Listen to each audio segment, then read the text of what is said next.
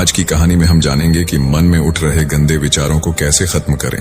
दोस्तों, हमारे मन में गंदे विचार क्यों आते हैं? हम नहीं चाहते, लेकिन फिर भी हमारे मन में गंदे विचार आते रहते हैं। लेकिन मन हमारा सबसे बड़ा दोस्त और मन ही सबसे बड़ा दुश्मन क्यों है? जब हम अपने मन की बात मानते हैं तो हमारा मन ही हमारा नेतृत्व करता है, और जब हम मन को संतुलित कर लेते हैं तो हम अपने जीवन में हर चीज का ध्यान रखते हैं। हम अपने मन में आने वाले गंदे विचारों को रोकने की कोशिश करते हैं, लेकिन जितना अधिक हम रोकते हैं उतना ही ये विचार हमारे अंदर प्रवेश करते हैं।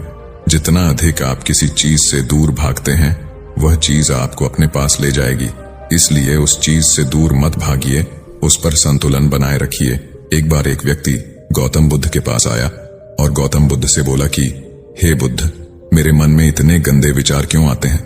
मैं नहीं चाहता कि मेरे मन में गंदे विचार आएं, पर मेरे मन में हमेशा काम वासना के विचार चलते रहते हैं और मैं इनके बारे में सोच सोच कर बहुत परेशान रहता हूँ। मेरी ऊर्जा और समय यह सब सोचने में ही नष्ट हो जाता है, और इन सब के विचारों की वजह से मैं कभी भी शांत नहीं रह पाता हूँ और मैं हमेशा ही स्त्रियों को देखकर मोहित हो जाता हूँ। अपने आप को रोक ही नहीं पाता हूँ। बुद्ध मुस्कुराए और उन्होंने उस व्यक्ति से पूछा, क्या तुम्हें पता है यह काम वासना होती क्या है? फिर उस व्यक्ति ने उत्तर दिया और कहा, बुद्ध, मैं यह तो नहीं जानता कि काम वासना होती क्या है, पर हाँ, ये जो भी है बहुत बुरी चीज है।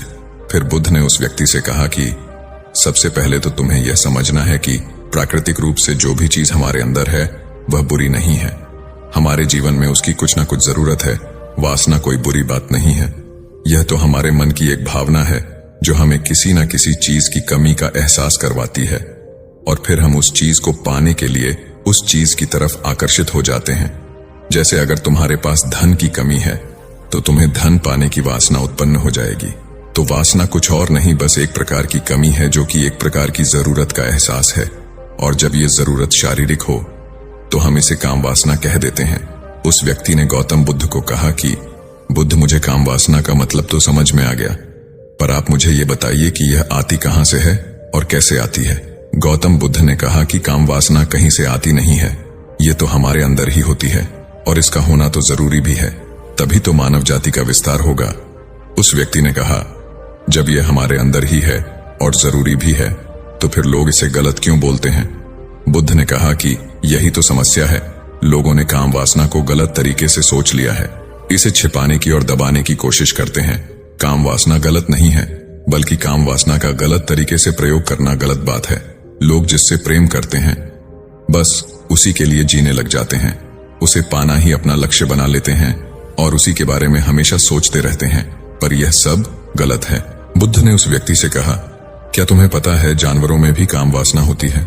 उस व्यक्ति ने उत्तर दिया, हाँ बुद्ध, जानवरों में भी काम वासना होती है, क्योंकि जानवर भी तो आखिर अपनी पीढ़ी को आगे बढ़ाएंगे।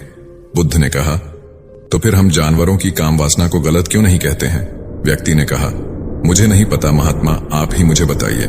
गौतम बुद्ध ने कहा कि जानवर अपनी काम वासना का प्रयोग आनंद प्राप्ति के लिए नहीं करते, वह तो सिर्फ संतान उत्पन्न करने के लिए काम वासना का उपयोग करते हैं। जानवरों को प्रकृति ने इतनी समझ नहीं दी कि वह काम वासना को अपने सुख का आधार बना सके, जबकि मनुष्य अपनी समझ के बलबूते पर प्रकृति में पाई जाने वाली प्रत्येक वस्तु को अपने सुख के लिए अपने प्रयोग करता है। हम इंसानों ने ही काम वासना को अपने सुख का साधन बना लिया है, जबकि प्रकृति ने तो हमें अपने वंश को आगे बढ़ाने के लिए दिया था, लेकिन इंसानों ने इसे अपने जीवन का परम लक्ष्य बना रखा है, और इस तरह से काम वासना का बेलगाम हो जाना गलत है। उस व्यक्ति ने पूछा, महात्मा जी, ये काम वासना हम पर हावी क्यों होती है और क्यों यह बेलगाम हो जाती है? तब गौतम बुद्ध ने कहा कि सुनो, अब जो मैं तुम्हें बताऊंगा उसे तुम ध्यानपूर्वक सुनना। काम वासना का सारा खेल तुम्हें समझ आ जाएगा, तुम्हें तुम्हारे सारे सवालों का जवाब मिल जाएगा, बस तुम्हें ध्यान से सुनकर समझना है। फिर गौतम बुद्ध उस व्यक्ति को बताना शुरू करते हैं। एक बार की बात है, एक आश्रम में गुरु और उनके शिष्य रहा करते थे, जिससे रोजाना आश्रम के बाहर स्थित गांव में भिक्षा लेने के लिए जाते थे। उस आश्रम का एक शिष्य जिस गांव में भिक्षा लेने जाता था, उसे रास्ते में एक नदी पद्धति थी, जिससे रोज उसी रास्ते से भिक्षा लेने जाता था। एक दिन उसे ने देखा कि एक लड़का पेड़ के पीछे छिपा है। वह उस लड़के के पास गया और उससे जाकर बोला, भाई, तुम इस पेड़ के पीछे छिपकर क्या देख रहे हो? लड़के ने कहा, अरे तुझे नहीं दिख रहा क्या कि मैं क्या देख रहा हूँ? तब शिष्य ने नदी की तरफ देखा तो वहां पर कुछ लड़कियां पानी भर रही थीं। वो लड़कियां 14-15 साल की थीं। तब शिष्य ने उस लड़के से कहा, अरे भाई, वहां पर तो लड़कियां पानी भर रही हैं, इसमें छिपकर देखने वाली क्या बात है।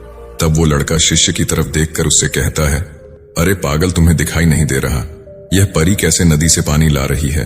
जरा उनकी अदाओं को तो देखो, उनके कोमल शरीर को देखो, उनकी पतली कमर मटके को उठाते समय बल खाती है, और उनके बाल उनकी कमर पर कैसे लहरा रहे हैं, मानो सुंदरता बिखरी पड़ी हो। उसने फिर से नदी के किनारे देखा, और इस बार वह नदी के किनारे देखता रहा। अब कुछ भी दिखाई नहीं दे रहा था, और वह बिल्कुल निडर था। उसे किसी भी चीज का कोई डर नहीं था। लेकिन अब वो छिपने लगा और उन लड़कियों को देखने लगा जैसे उसने कोई अपराध कर दिया हो।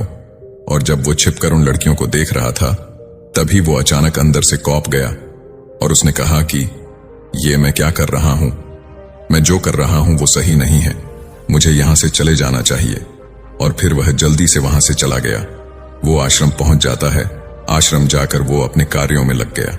लेकिन जो अभी वह देख कर आया था, वही उसकी आंखों के सामने बार बार आ रहा था। उसके मन में वही दृश्य चल रहा था। उसका दिमाग सब कुछ देखने के लिए संघर्ष कर रहा था।